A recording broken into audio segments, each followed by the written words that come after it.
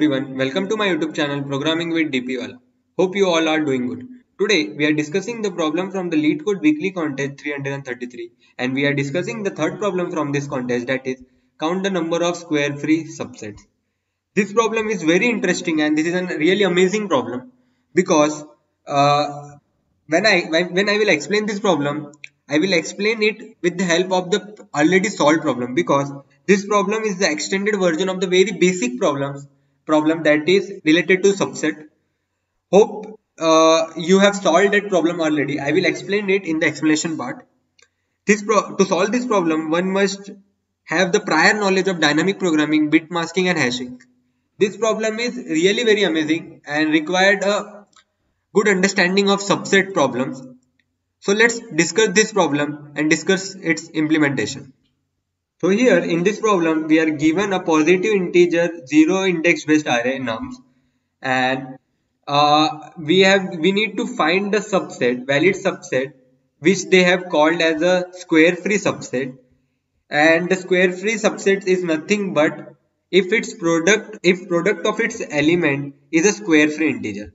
Then what is square free integer? Square free integer is nothing but an integer that is divisible by no squares number that other than 1. Means, suppose if you have a particular product, then that product will not be divisible by any square of any number. Means, by this we can conclude that that number should be divisible by prime number. So here they have mentioned the no square number.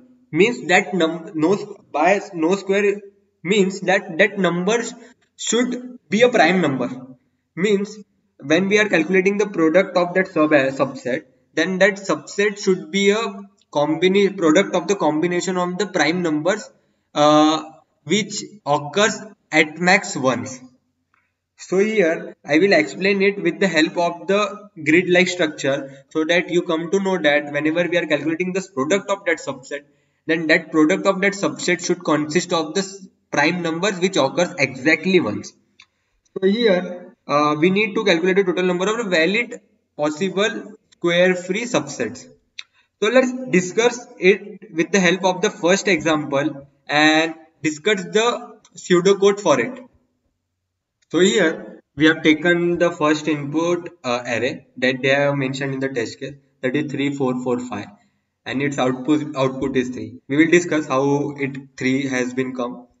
So here, as I mentioned, that we need to calculate the subset and with its product. So here what we come to know that in the constraints they have mentioned that the value of the each number in the array should be up to 30 only. Means we need to choose the valid prime numbers in that range 30. So there are only 10 prime numbers in the range 30, that are 2 3 5 7 11 13 17 19 23 and 29. So we need to calculate the product in that range, and we need to calculate the product which consists of a prime number which occurs exactly once. So suppose if our subset contains only 3, so we fill 1 at 3, means 3 if the product is 3, then it contains only one prime number and which occurs exactly once, that is 3 itself only. So this is the valid subset. So here if we take 4, then when we see its factors, then 4 is a combination of the product of the 2. So here we come to know that 2 is the prime number, but it contains 2 times. Means, as I have mentioned, that the subset is a square free subset when it is divisible by the no square we can say number. But here 2 square is 4 and it comes 2 times, so it is not the valid subset. So here 4 and 4 are not valid. So when we take 5 is the combination of the product of the only one prime number, that is 5 itself, so it is a valid.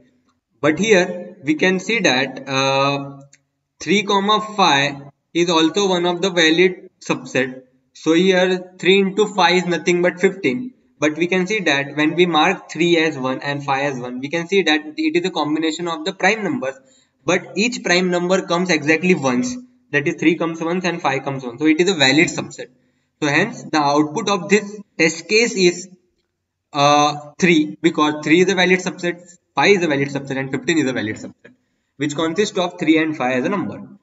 So hope you understand this problem and you got the intuition behind this problem that we need to calculate a subset, which is the product, whose product is the combination of the prime numbers which occurs exactly once.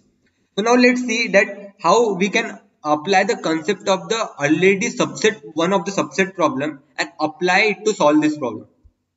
So you are thinking that what we can do, we can simply calculate each subset and we simply traverse in that subset and calculate its product one by one and check for this each prime number all the time. But at that time it will give TLE, because when you traverse for the all the prime numbers, then the combination of the total product possible is 2 to the power n, and n is 10 here, 2 to the power 10, that is 1024. So here at that time it will give TLE. So if you are thinking to apply dynamic programming, you can apply, but that will also give TLE because the combinations are very large. So we need to use the concept of hashing here. But before attempting this problem, one must solve at least few examples, or we can say few questions on subset problem. And one of the very basic problem that you must solve before attempting this problem is the total sum of the total subset sum, which is having the value less than equal to or the target value. That question requires the concept of recursion plus dynamic programming, and that question was purely matches with this problem. Here we are calculating the product with the particular product value. In that case we are calculating for the sum. So you must solve that problem first and then attempt this problem. This will give you the clear idea, or you can say clear picture of the problem, that what we are doing here and how we are applying recursion here. Hope you will implement that problem and then apply the concept that you have learned there in this problem. So here you can see that for each product we are having the linear array, such that for 3 we are having the linear array from 2 to 29 with the prime values. So here what we can do, we are having two choices for the particular index I, whether to take it or not take it. This is the condition that why we are applying dynamic programming here. So here in the pseudocode, when we call the recursive function for this problem, we apply the top-down dynamic programming approach. So in that case, what we do, we simply take that value or not take that index. So if we take that index, we can include that value. So we do recursive call for I plus 1 and y divided by nums of I. But if we do not take that value, we simply, our y is still remains same, means our product still remains same. So we call the recursive function for this. So this is the general recursive solution. We can apply dynamic memoization technique here. But memoization will not work. I will explain why. Because here, as we know that consider that we are having the product y. So what is the maximum product value for this prime numbers in that range 30? So you can see that maximum product value is 2 into 3 into 5 into 7 into 11, which consists of all the prime numbers. So this value comes out to be nearly equal to 10 to the power 11. So 10 to the power 11 is very huge value. So at that time dynamic programming will fail here and this will give TLE. So to avoid this, what we can do, we need to map some of the values with some other values. So here we will use hashing. So when you apply that technique, which having the maximum value of 10 to the power 11, then our DP table consists of the grid value from n into 10 to the power 11, and our matrix is of size n into 10 to the power 11. So that is really very huge. So what we can do, as we know that how many distinct values are possible for the products, so it is 2 to the power 10, that is 1024, as I have already mentioned.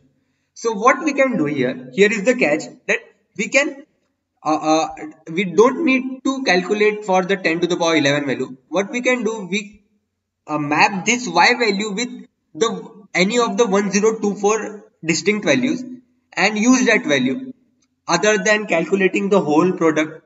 So we are now our complexity reduces and it will comes out to be n into 1024. So as our n is ranging from 1 to 10 to the power 3, and our y, as we have mapped 10 to the power 11 with 1024, now it becomes 1024. So 10 into 1024 is ultimately in the interval, or we can say below the range 10 to the power 6. So now this solution is the most optimized solution and will be accepted easily. So here what we have done, we have solved at first the basic problem, that is subset sum with some less than or equal to some target value. Then we come to this problem, we have applied recursion, which are having two chances that whether to take that index or not that take index.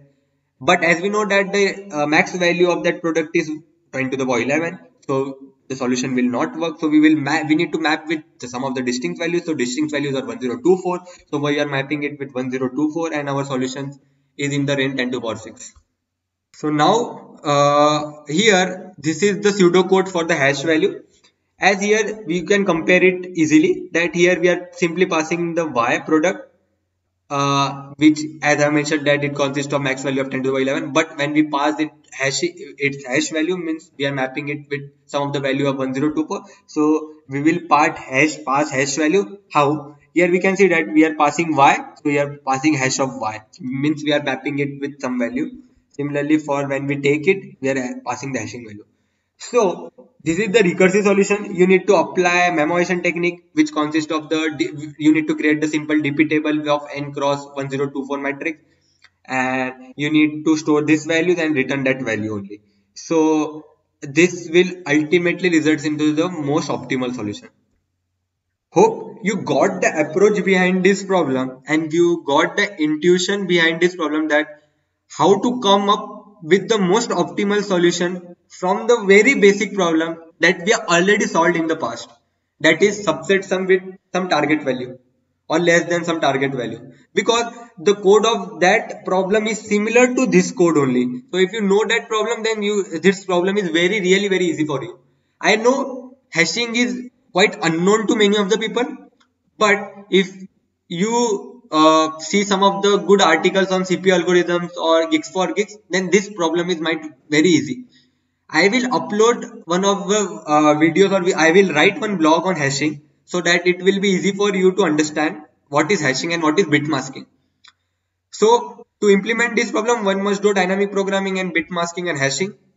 So now, as I have explained the pseudocode and as I have explained the approach behind this problem, you may try writing the code for this problem by your own, so that this will give you the clear idea of how dynamic programming is applicable here and how to come up with the most appropriate solution. But one who is facing problem in implementing it, so I will suggest that I will upload its solution on LeetCode as well, but you must first try the basic problem, that is subset, that I have mentioned, subset with the target value less than or something, so that this will give you the good idea. I will give you the link of that problem in the description section. Hope you will solve that problem and you got the approach behind this problem by this video. So if you watch this video till this point, please don't forget to like, share and subscribe to my YouTube channel, and stay connected for more such CodeChef, Codeforces, LeetCode and a daily contest analysis. Thank you. Happy coding.